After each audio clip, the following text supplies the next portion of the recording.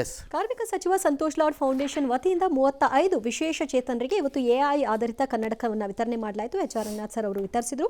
8ಕ್ಕೂ ಅಧಿಕ ವೈಶಿಷ್ಟ್ಯತೆಗಳನ್ನು ಹೊಂದಿರುವ ಎಐ ಆಧಾರಿತ ಕನ್ನಡಕ ಅಂಧರ ಬಾಳಿನ ಆಶಾಕಿರಣ. ಈ ಕನ್ನಡಕ ಧರಿಸಿದವರ ಸುತ್ತಮುತ್ತ ಏನಾಗ್ತಾ ಇದೆ ಅನ್ನೋದನ್ನ ಸ್ಕ್ಯಾನ್ ಮಾಡಿ ಹೇಳುತ್ತೆ, ಬೇರೆ ಭಾಷೆಯಲ್ಲಿರೋದನ್ನ ಅನುವಾದಿಸುತ್ತೆ. ನಿಮ್ಮ ಮೊಬೈಲ್ ನಂಬರ್ನಲ್ಲಿ ಸೇವ್ ಆಗಿರುವಂತಹ ನಂಬರ್ಗಳ ಹೆಸರನ್ನ ಅವ್ರ ಎದುರಿಗೆ ಬಂದರೆ ಅವರ ಪರಿಚಯವನ್ನು ಮಾಡಿಸುತ್ತೆ. ಜೊತೆಗೆ ATMನಲ್ಲಿ ಹಣ ಡ್ರಾ ಮಾಡಬೇಕಾದ್ರೂ ಕೂಡ ಇದು ನಿಮಗೆ ಸಹಾಯ ಮಾಡುತ್ತೆ. ಈ ಕನ್ನಡಕವನ್ನು ಬೇರೆಯವರು ಬಳಕೆ ಮಾಡೋದಕ್ಕಾಗಲ್ಲ. ನೋಟನ್ನು ಗುರುತಿಸತ್ತೆ. ಇದು ಎಲ್ಲ ಕಣ್ಣು ಕಾಣದೇ ಇರೋ ಅಂದ ಇದಕ್ಕೆ ಎಲ್ಲದಕ್ಕೂ ಸರಿಯಾದ ಉತ್ತರ ಅಂತ ನಾನು ಹೇಳಿಲ್ಲ. ಒಂದಿಷ್ಟು ಹೆಲ್ಪ್ ಮಾಡೋಂಗಿದೆ ಅದು. ಮತ್ತು ಎಲ್ಲ ಆಡಿಯೋ ರೀಡಿಂಗ್ ಮಾಡುತ್ತೆ. 16 ಪೇಜ್ ಇದ್ದರೆ ಓದ್ಬಿಟ್ಟು ಅದನ್ನು ಆಡಿಯೋನಲ್ಲಿ ಹೇಳುತ್ತೆ. ಈ ಥರ ಎಲ್ಲ ಇದೆಯಪ್ಪ. ಅದು ಎಷ್ಟರ ಮಟ್ಟಿಗೆ 58 ಲ್ಯಾಂಗ್ವೇಜಲ್ಲಿದೆ. ನೋಡೋಣ, ವಿ ವಿಲ್ ಸಿ. ಅದರ ಯುಟಿಲಿಟಿನೂ ಒಂದ್ಸರಿ ರಿಪೋರ್ಟ್ ಮಾಡೋಣ ಮುಂದಿನ 15 ದಿನ, 1 ತಿಂಗಳಲ್ಲಿ ಹೇಗೆ ಯೂಸ್ ಆಗ್ತಿದೆ ಇದು ಅಂತ. ಎಸ್. ಬಟ್ ಇದು ಏನಂತಂದ್ರೆ ಒಂದು ಯೂನಿಕ್ ಆಗಿರ್ತಕ್ಕಂಥ ಗ್ಲಾಸ್ ಇದೆ. This will definitely it becomes guiding ಆಗಿರುತ್ತೆ. ಇದು AI ಪವರ್ಡ್ ಗ್ಲಾಸ್ ಇರೋದ್ರಿಂದ, ಸೊ ಯಾವುದೇ ಒಬ್ಬರು ಬ್ಲೈಂಡ್ ಇರೋದ್ರಿಂದ ಎಲ್ಲ ಅಪ್ಡೇಟ್ ಮಾಡುತ್ತೆ. ಯಾರಿದ್ದಾರೆ, ಅವ್ರ ಫೀಲಿಂಗ್ಸ್ ಹೆಂಗಿದೆ, ಅವ್ರ ಫೇಸ್ ರೀಡಿಂಗ್ ಮಾಡಿಬಿಟ್ಟು ಮುಂದೆ ಇರ್ತಕ್ಕಂಥ dangers virtually even though if you are blind you can be ಕಣ್ಣಿದ್ದಂಗೆ ಆಡ್ತಕ್ಕಂಥ ಅಸಿಸ್ಟೆನ್ಸ್ ಕೊಡ್ತಕ್ಕಂಥ ಈ glasses from America we try to get this ಅಲ್ಲ ಅಸೆಂಬಲ್ ಮಾಡಿಬಿಟ್ಟು ಏನೋ ಒಂದು ಪ್ರಯತ್ನ ಮಾಡಿ ತಂದಿದ್ದೀವಿ. ಪರ್ಟಿಕ್ಯುಲರ್ಲಿ ಈ ಥರದ ಅಂಗವೈಕಲ್ಯ ಇರೋವಂಥವ್ರುಗಳಿಗೆ ಅನುಕಂಪ ತೋರಿಸಿ ದುಡ್ಡು ಕೊಟ್ಟುಬಿಟ್ಟು ಮಾಡೋದೆಲ್ಲ ಸುಲಭ. ಅದರನ್ನು ಎಂಪವರ್ ಮಾಡೋದು ಭಾಳ ಇಂಪಾರ್ಟೆಂಟ್. ಸಂತೋಷ್ ಲಾಡ್ ಅವರು ಬಿಕಾಸ್ ಬೇಸಿಕಲಿ ಮಂತ್ರಿಯಾಗಿ ಅಲ್ಲ, ಇದು ಬಿಫೋರ್ ಮಂತ್ರಿನೂ ಹಿ ವಾಸ್ ಡೂಯಿಂಗ್ ಇಟ್. ಭಾಳ ರೇರಿಟಿ. ಆ ರೇರಿಟಿಗೋಸ್ಕರನೇ ನಾವು ಒಪ್ಕೊಂಡು I am so happy someone is thinking of all this ಅಂತ. All right. ನಮ್ಮ ಕಚೇರಿಯಲ್ಲೇ ನಡೆದಿದ್ದ ಕಾರ್ಯಕ್ರಮ. ಭಾಳ ಜನರಲ್ಲಿ ನಾವು ಅದಕ್ಕೆಲ್ಲ ಒಪ್ಪಲ್ಲ. ಹೌದು, ಬೇರೆಯವರು ಮಾಡಿದ ಕಾರ್ಯ ನಿಮ್ಮ ಪಡೆ ನೀವು ಮಾಡ್ಕೋ ಹೋಗಿ ಅಂತೀವಿ. ಬಟ್ ಇದು ಹೊಸದಾಗಿ ಕಾಣಿಸ್ತಿದೆ. ನೋಡೋಣ, ಅಕಸ್ಮಾತ್ ಇದು ವರ್ಕ್ ಆಗುತ್ತೆ ಅಂತಂದರೆ ತುಂಬ ಜನಕ್ಕೆ ಹೆಲ್ಪ್ ಆಗಬಹುದೇನೋ ಆ ಒಂದು ಲೆಕ್ಕಾಚಾರದಲ್ಲಿ ನಾವು ಇವತ್ತು ನಮ್ಮ ಕಚೇರಿಯಲ್ಲಿ ಅದನ್ನು ಅವರು ಬಂದಿದ್ದರು. All right.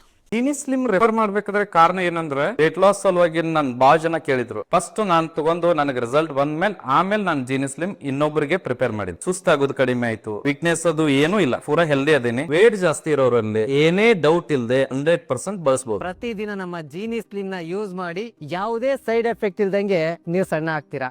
3 ಮರಿಗಳನ್ನು ತಾಯಿ ಹುಲಿ ಬಿಟ್ಟು ಹೋಗಿದ್ದಿದ್ದು ಚಾಮರಾಜನಗರದ BRTನಲ್ಲಿ ಆಯಿತು. 3 ಮರಿ, 2 ಸತ್ತೋಯ್ತು, 1 ಇರಬೇಕದು. ತಾಯಿ ಹೊರಟೋಯ್ತು ದೂರ.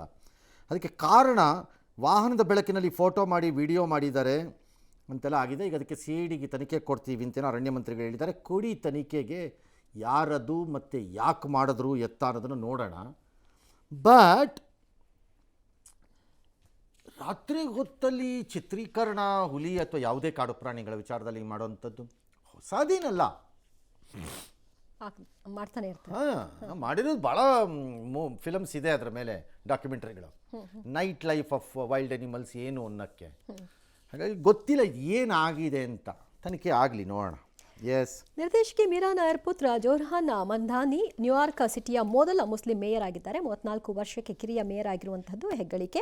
ಪರೋಕ್ಷವಾಗಿ ಈ ಸಂದರ್ಭದಲ್ಲಿ ಅವರು ಟ್ರಂಪ್ನ ಎಚ್ಚರಿಸಿದ್ದಾರೆ. ವಿಜಯ ಭಾಷಣದಲ್ಲಿ ನೆಹರು ಅವರನ್ನು ಉಲ್ಲೇಖಿಸಿ, ನಾವು ಹಳೆಯದರಿಂದ ಹೊಸದಕ್ಕೆ ಹೆಜ್ಜೆ ಹಾಕ್ತಿದ್ದೀವಿ, ಇದು ರಾಜಕೀಯ ರಾಜವಂಶವನ್ನು ಕೊನೆಗಾಣಿಸುವ ಐತಿಹಾಸಿಕ ಕ್ಷಣ ಅಂತ ಕೂಡ ಮಮ್ದಾನಿ ಹೇಳಿದ್ದಾರೆ. ರಾಜಕೀಯ ರಾಜವಂಶನ ಕೊನೆಗಾಣಿಸುವ ವ್ಯಕ್ತಿ ನೆಹರು ಇದು ಕೋಟ್ ಮಾಡ್ತೀನಿ ಅಂತಂದರೆ ನೆಹರುದೇನು, ಅದು ರಾಜವಂಶದ ಕಥೆನೇ. ಡೆಮೊಕ್ರೆಟಿಕ್ ರಾಜವಂಶ ಅಷ್ಟೇ ಅದುವೇ. ಈ ವ್ಯಕ್ತಿ ಭಾರತೀಯ ಮೂಲ, ಮೀರಾ ನಾಯರ್ ಅಂತೆಲ್ಲ ಹೇಳ್ತಿದ್ದಾರೆ. ನನಗೆ ನಂಗೆ ಅನಿಸಲ್ಲ. ಹೀ ಲುಕ್ಸ್ ವೆರಿ ಡೇಂಜರಸ್ ಟು ಇಂಡಿಯಾಗೆ. ಅವರು ಅಮೆರಿಕಕ್ಕೆ ಏನು ಬೇಕಾದ್ರೂ ಮಾಡ್ಕೊಳ್ಳಿ. ಹೀ ಈಸ್ ಬೇಸಿಕಲಿ ಆ್ಯಂಟಿ ಹಿಂದೂ, ಅದರಲ್ಲೇನು ಅನುಮಾನನೇ ಇಲ್ಲ. ಪಕ್ಕಾ ಲೆಫ್ಟಿಸ್ಟು, ಅದ್ರಲ್ಲೇನು ಅನುಮಾನನೇ ಇಲ್ಲ. ಅವ್ರು ಏನು ಬೇಕಾದ್ರೂ ಮಾಡ್ಕೊಳ್ಳೋದು, ಅವ್ರಿಷ್ಟ. ನನಗೆ ಅದು ಸಂಬಂಧ ಇಲ್ಲ. ಅದು ಭಾರತಕ್ಕೆ ಮಮ್ದಾನಿ ನಿಂತ್ಕೊಂಡು ನಾನು ಮುಸ್ಲಿಂ ಅಂತ ಹೇಳ್ಬೋದು. ಟ್ರಂಪು ನೈಜೀರಿಯಾಲಿ ಕ್ರೈಸ್ತರ ಮೇಲೆ ದಾಳಿ ಆಗ್ತಾ ಇದೆ, ನಾನು ಅಮೆರಿಕದ ಆರ್ಮಿ ಕಳಿಸ್ತೀನಿ ಅಥವಾ ದಾಳಿ ಮಾಡ್ತೀನಿ ಅಂತ ಹೇಳ್ಬೋದು ಕ್ರೈಸ್ತರನ್ನ ರಕ್ಷಣೆ ಮಾಡೋಕ್ಕೆ. ಅಮೆರಿಕದ ಸೆಕ್ರೆಟರಿ ಆಫ್ ಸ್ಟೇಟ್ ಆಗಿದ್ದಂಥ ಆಂಟನಿ ಬ್ಲಿಂಕನ್ನು I am first a Jew ಅಂತ ಹೇಳ್ಬೋದು. ಇಂಡಿಯಾನಲ್ಲಿ ಯಾರೂ ನಾನು ಹಿಂದೂ ಅಂತ ಹೇಳಂಗಿಲ್ಲ. ಹೇಳಿದ್ರೆ ಅವನು RSS is A representative of ಭಾರತದ ಸಂಸ್ಕೃತಿ ಅಥವಾ ಹಿಂದೂ ಇದರದ್ದು ಅಂತ ಯಾಕೆ ಟ್ರೀಟ್ ಮಾಡಲ್ಲ? ಅದ್ಯಾಕೆ ಅದನ್ನು ಹೇಳಿದ ತಕ್ಷಣ RSS ಬಲಪಂಥೀಯ, ಕೋಮುವಾದಿ. ಯಾವ ಲೆಕ್ಕಾಚಾರ ಇದು? ಇವತ್ತು ಈ ವ್ಯಕ್ತಿದು ವಿನ್ನನ್ನು ಸೆಲೆಬ್ರೇಟ್ ಮಾಡ್ತಿರೋದು ಲೆಫ್ಟಿಸ್ಟ್ಗಳೇ ಅಥವಾ ಕಾಂಗ್ರೆಸ್ ಇಬ್ಬರಲ್ಲಿ ಒಬ್ಬರು ಮಾಡಿರ್ತಾರೆ.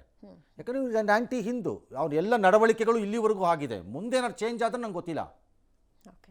ಹಾಂ, ಹಾಗಾಗಿ ನಮ್ಗೆ ದೊಡ್ಡ ಸಂಭ್ರಮಿಸೋ ಥರ ಇದೆ ಅಂತೇನು ನನಗೆ ಅನಿಸಿಲ್ಲ. ಮುಂದೆ ನಂಗೆ ಗೊತ್ತಿಲ್ಲ. ಹೇಗೆ ನಡ್ಕೊ ಹಾಂ.